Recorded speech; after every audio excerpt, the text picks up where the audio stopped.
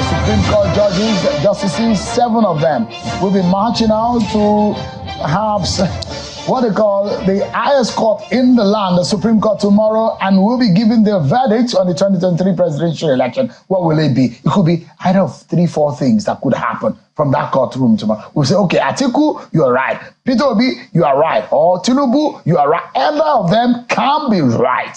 Joining me to discuss this is Laulu Akande, a former presidential spokesperson and a political analyst. Thank you so much, Laulu, for joining us tonight. Thank you for having me. Watch a time in our politics. It's quite exciting. Fingers are crossed tomorrow. What are you hoping is going to happen? That courtroom will be, you will be able to feel the emotions tomorrow, isn't it? Without a doubt. But what I think is important is that we're going to get an end to this litigation. I think that we have lost quite a bit of time for those that have been elected to actually do the work because they have to contend, even after they've been sworn in, they have to contend with all these litigations, you know, and it diminishes the time that they have to deliver for the Nigerian people. And that is why, you know, some of the things that we have to talk about in terms of the reform of some of this situation is, shouldn't we have a situation where cases are completed before people are sworn in? And this is the case in quite a number of African countries, including Kenya, you know, even in places like the United States. You know, it's a model that lays more emphasis on governance, because quite frankly, in the last maybe over 140 days, the president couldn't have the opportunity to actually fully pay attention. I mean, he said it, I think, when he was in Paris, you know, that he couldn't sleep, you know, after the judgment of the PEPT, you know, and that tells you that this kind of litigation, even while it's sworn in, is a distraction. We have to find a way. Mr. Akande, could it also be, for example, for oppositions who say, oh, as soon as someone, I mean, and towing the line of your argument about concluding litigation before swearing in, those who believe that once a president, as powerful as a president is, who determines also Supreme Court justices will have to be nominated, and it might be the one to determine those who will be nominated. So it is in the United States also, where a sitting president would determine, nominate to the Supreme Court. Right. And that, look, if that happens, the power that the president wields is so much, so enormous that it impacts on the judgment or on the sensibility of some of the judges. Could there also be an argument? Well, you know, we hope that indeed the judges, you know, keep and actually jealously guard their independence. You know, it is a very critical pillar for any constitutional democracy, you know, to have the independence of the judiciary. It's such a big deal. Now, and you're right, you know, even in places like the United States, it's still the president that appoints Supreme Court justices. But we have seen several instances in that country and elsewhere where, even though a Republican president, you know, appointed a judge, the judge, once he gets into office, once he or she gets into office, you know, is going to have to dispense the law according to the law and the facts. You know, so we hope, you know, that even though the president is the one that has the powers, I will hope that that our judiciary will remain independent. You know, so you're right that the president has enormous powers, especially in our country, because of the practice. But let's hope, you know, and I believe actually that our judiciary is still fairly independent. Let's look at the timeline. The journey looks it's not so far off from when the election held on the 25th of February up until when Bola Tinubu was declared on the 1st of March 2023 as a winner of that election, to when the case went to the Presidential Election Petition Court. And of course, March 1st, he was declared as a winner of that election. And 29th May, he was sworn in as a president. And sometimes in September, the Presidential Election Tribunal Court upheld Tinubu's election in a unanimous judgment by the 5 judges of the appeal court. And just on Monday, the Supreme Court sat and heard for the first time the appeal coming from Labour Party, PDP, and the APM. and reserve judgment. And that was also decided today that the judgment will be tomorrow. On this matter, there hasn't been, and not predicting or not preempting what's going to happen tomorrow, since 1999, there hasn't been any removal from office due to Supreme Court judgment or any court judgment of any precedent as that since 1999. Right. Yeah. So, and I think part of the reason for that is the burden, that petitioners have to discharge to be able to remove a president in a country so big and so large. And if you look at some of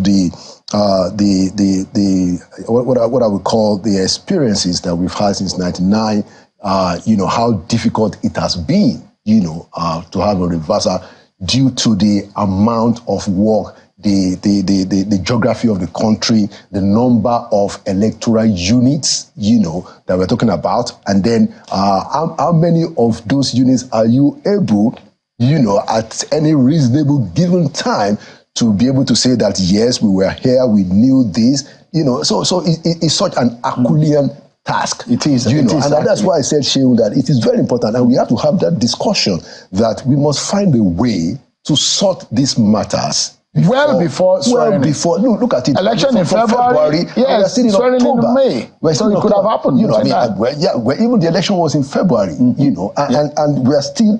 This is now October. 8 months after. We are still talking about whether some people are still disgruntled or not. Quickly now, look to find a way to sort this thing in a shorter time. I like to. There is something that I'd like to bring to. I'd like you to comment on. About the issue of cost of governance, appointments, and all of that. But quickly, let me get your view on because in the judgment you will see what they call the obiter, which are the comments and the views of the justices before they give their final, which is the dissidenda. That's the meat of the judgment itself, the ratio. In all of these, a lot of things have been raised: issue of certificate, issue of competencies, issue of eligibility, and a whole of that. How instructive do you think this process will be to our electoral process and our politics?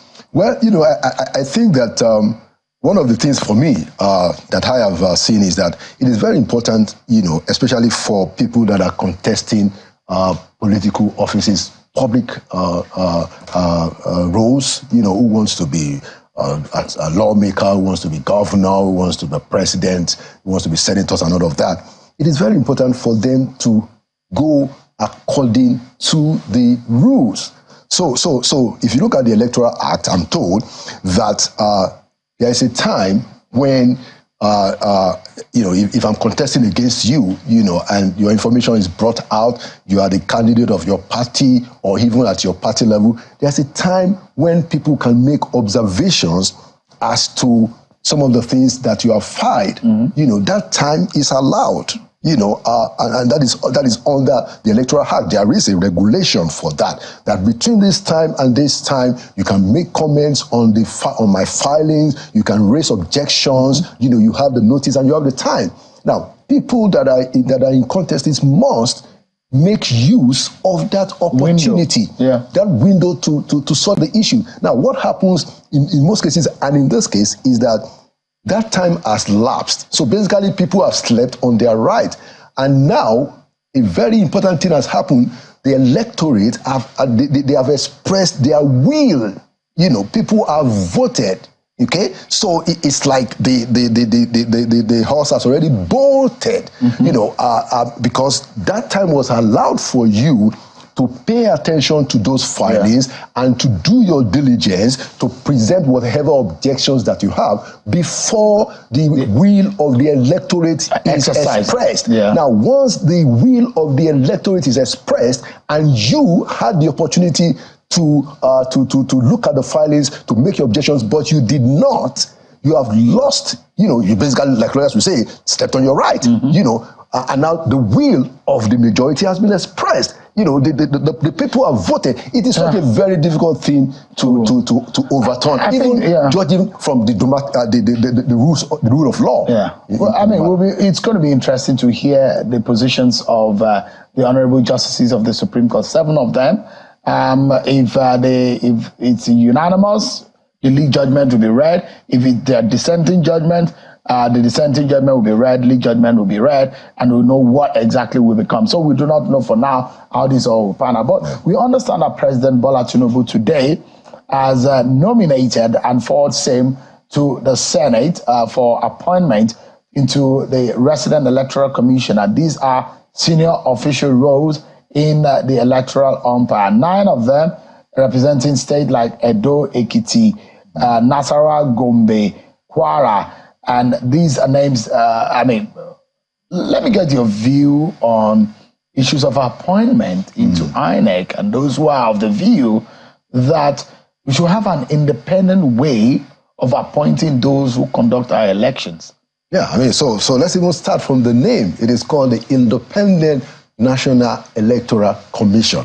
I think this is one of the baggages that we got from the military rule, that even though we call this agency Independent National Electoral Commission, but you have the president, in this case, being the one to nominate the members of that independent commission. I think we have to do better. And this is one of the areas where our electoral reforms has to be dusted up. There are, again,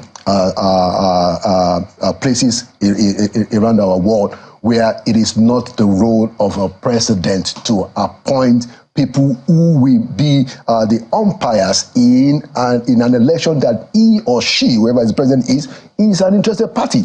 So I think this is one of the areas that we need to look at closely. Look at, for instance, in the United States, what you have is that, so there are 2 dominant political parties. You have the Democratic Party and you have the Republican Party. Now, they figured out that, you know what, both of us have to share the powers of who are the leaders of the Electoral Commission, even though the election is mostly state-based.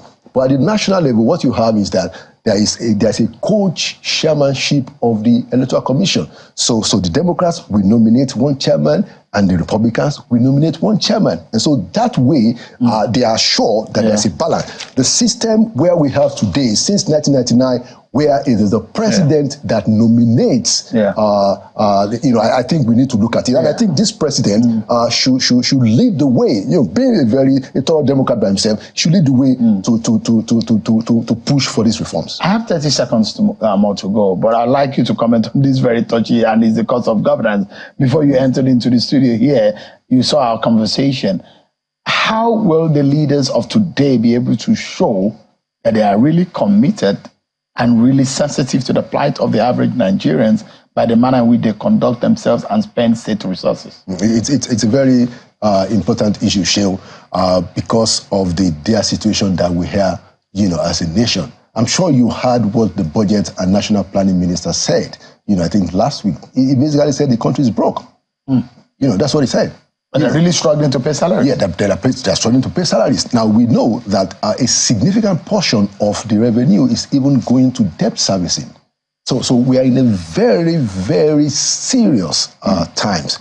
And the lawmakers and everybody in government, be it in executive or the legislature, ought to be willing to send some signals that they are also ready to sacrifice, and that is what has been missing in the narrative, that Nigerians are finding a little bit insensitive.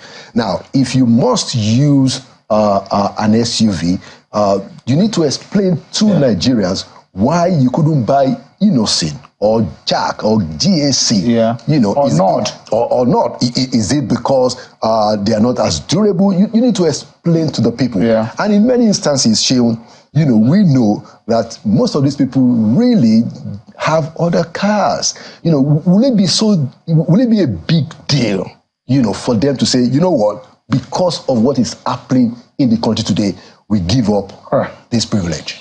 Let's leave that, and hoping that a lot of people who are watching tonight, some of them who are involved in all of these, will be able to take a moment and think and take a step back and do the right thing and do right by Nigerians. Thank you so much, Laulu. It's always a pleasure having your thoughts on this. Thank you so much. Laulu Akande, the former spokesperson to the former Vice President Yemi Osinbajo, and a political analyst. Thank you so much indeed, Laulu, for your time tonight.